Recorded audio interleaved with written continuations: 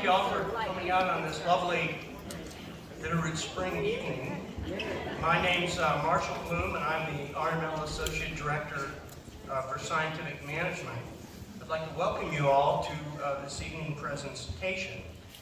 This evening is the latest in the ongoing series of public lectures that Rocky Mountain Labs has sponsored since the early 2000s, close to 2 dozen.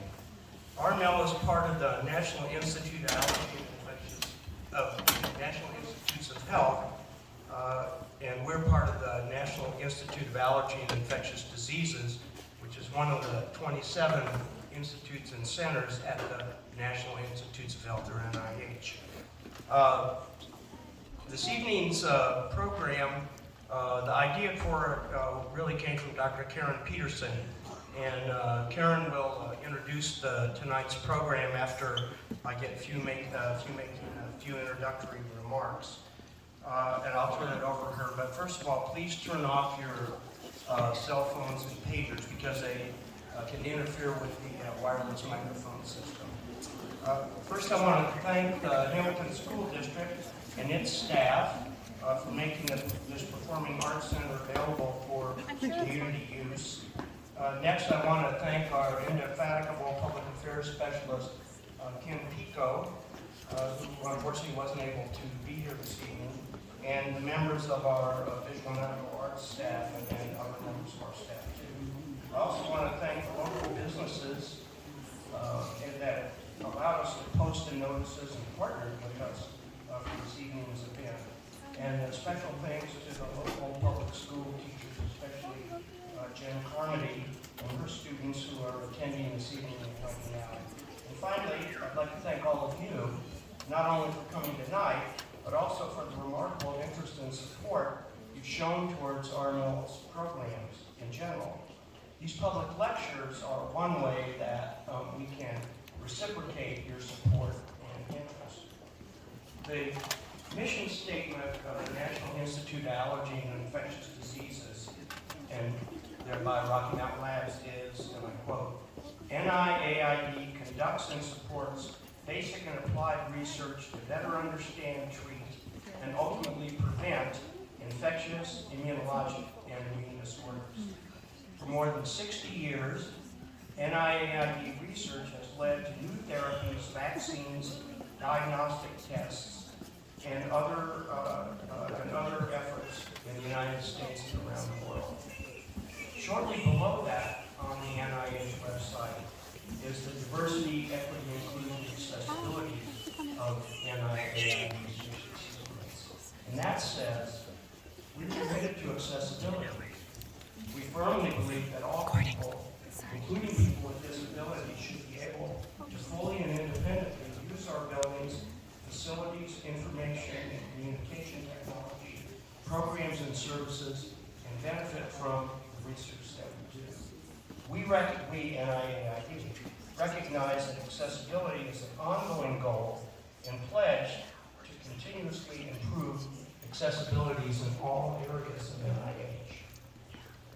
We, as RML and as NIAID, cannot successfully accomplish our biomedical mission unless our diversity, equity, inclusion, and accessibility mission is also accomplished. Successful biomedical research, like that done at RML, depends upon the participation of everyone, and everyone must be able to participate in biomedical research.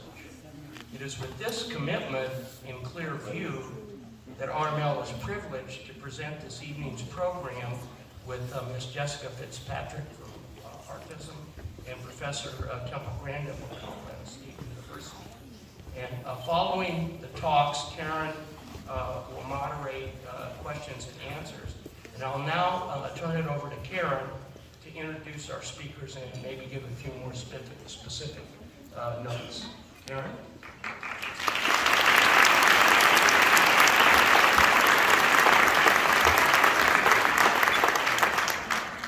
First, I'd really like to thank all of you guys for coming out tonight. It warms my heart to see this group so full. I also really want to thank all of the people that helped bring this together. When they say it takes a community to do a good event. This really took a lot of different people, and I want to give a special shout out to the HEARTism board who kind of went above and beyond to make sure that we had this event today. They've helped out with a lot of different aspects, so thank you, and thanks to everybody who contributed to this.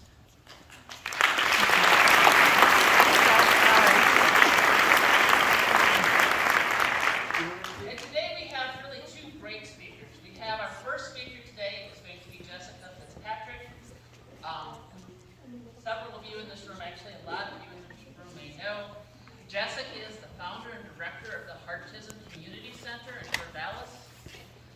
She is a certified autism specialist and a mother of an autistic daughter. And she was really instrumental in bringing our second speaker here to Hamilton tonight as well. And our second speaker, who's going to speak directly after Jessica, really needs no introduction. Temple Grandin is a world-renowned scientist. She was listed as one of the top 10 professors in the United States. She revolutionized the cattle industry. I know she went to a couple of ranches today and talked to some of the ranchers about some of the issues. She has done an amazing work on animal behavior. She is also very well known for her advocacy for autism and really trying to emphasize that it does take all different types of minds to really bring society together and to get things done. And she's going to talk about that tonight. I'm really looking forward to her talk, and you guys really don't need to hear from me. So with that, we're going to go and have Jessica come up and talk to me. So thank you all very much.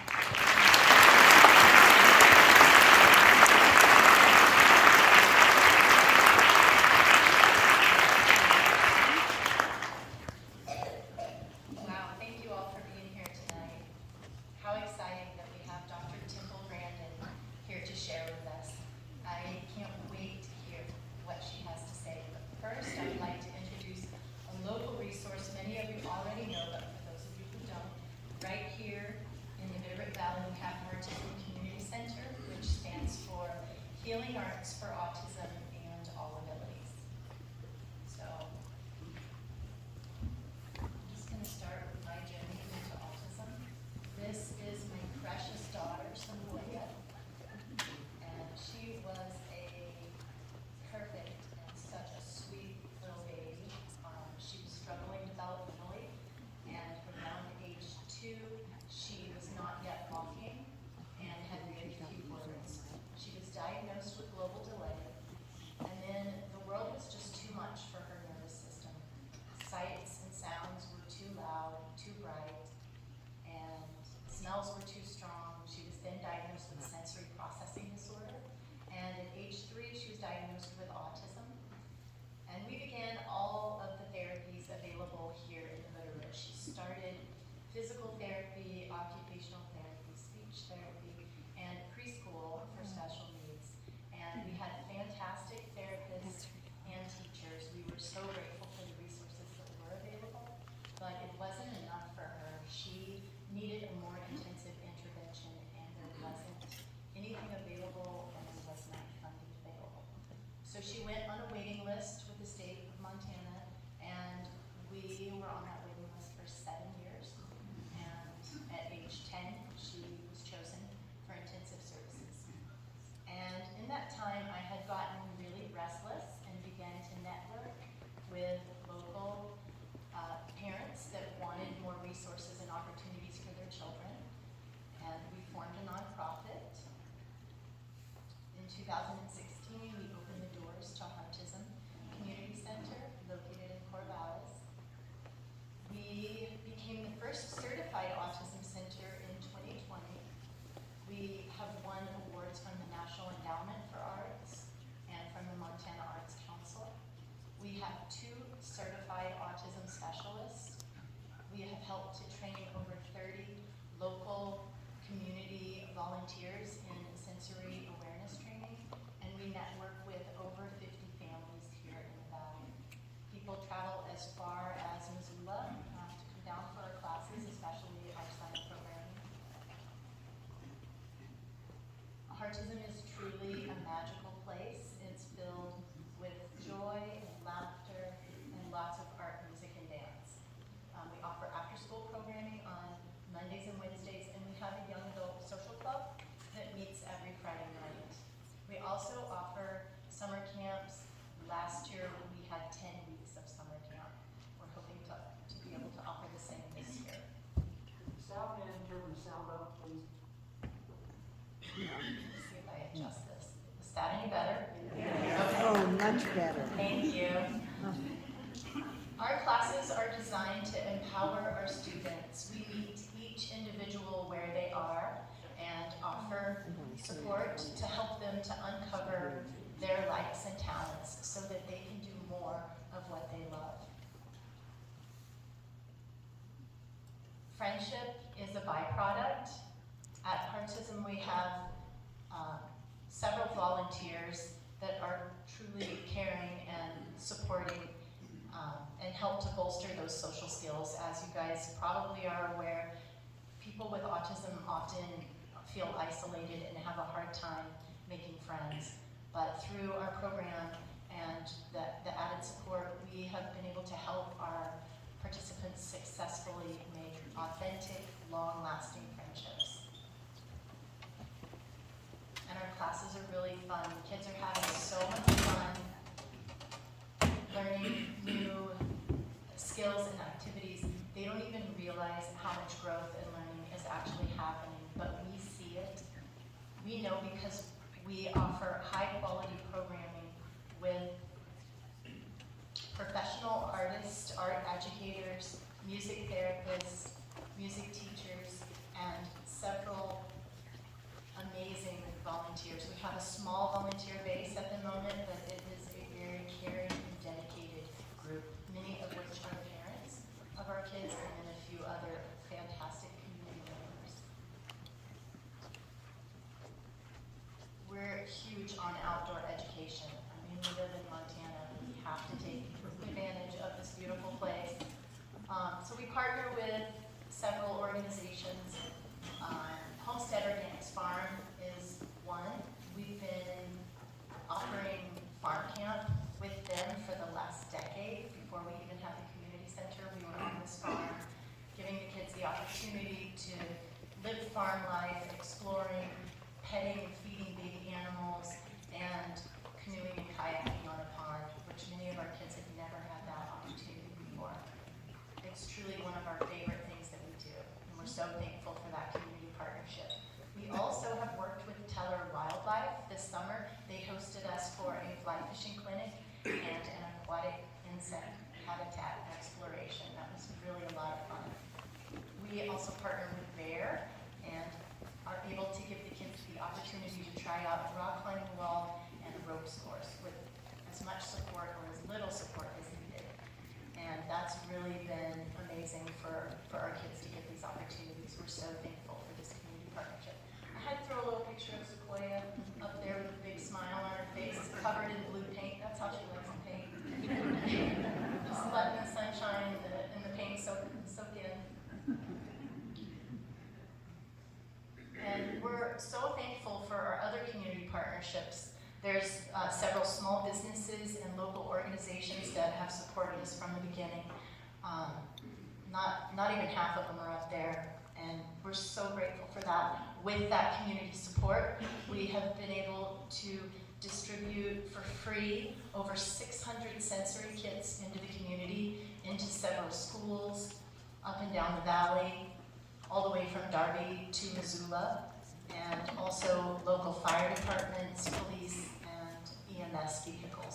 And the sensory kits just provide tools so that the autism community and others with different abilities will have these tools where they need them and when they need them.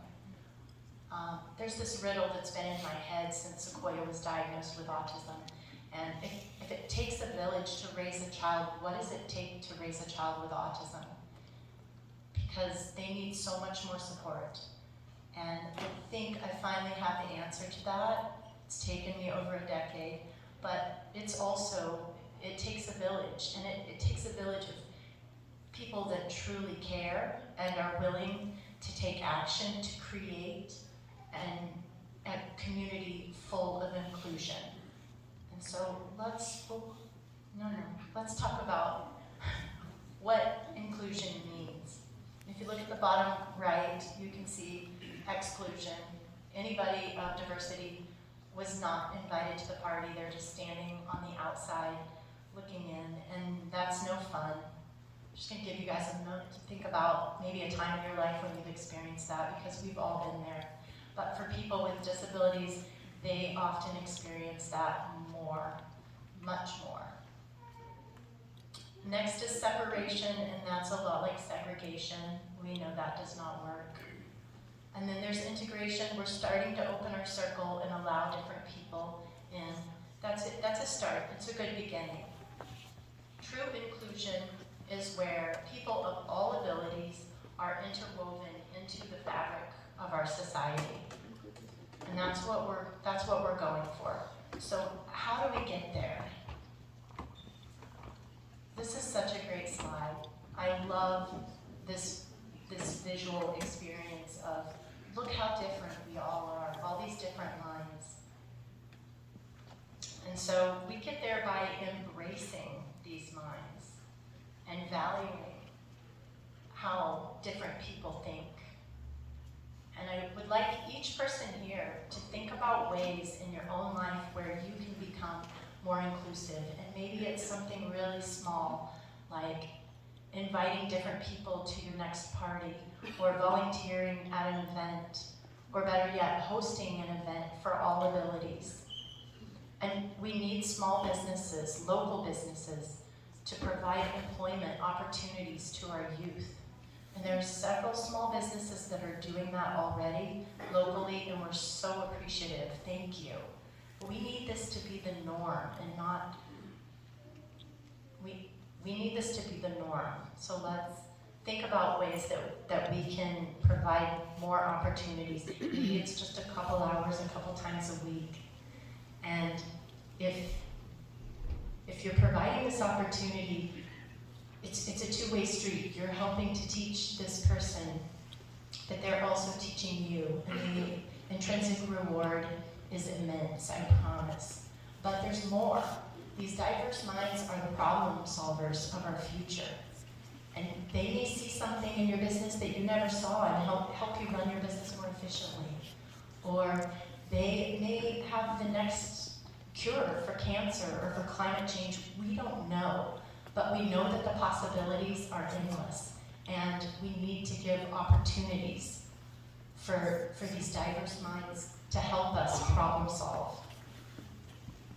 And, okay, our problem solvers of the future, they are here. 1 in 36 children in the United States have autism. That's the new stat from the CDC. And 1 in 6 people in America have a disability. And not all disabilities are visible. So we need to meet everyone with kindness, compassion, and grace. Because we need you, and you need us, and together we are stronger. So, thank you guys for having me tonight. We have an information booth right outside if you want to learn more about HEARTism, and we're also giving away sensory toys and tools. So please stop by, and thank you and enjoy the rest of the evening.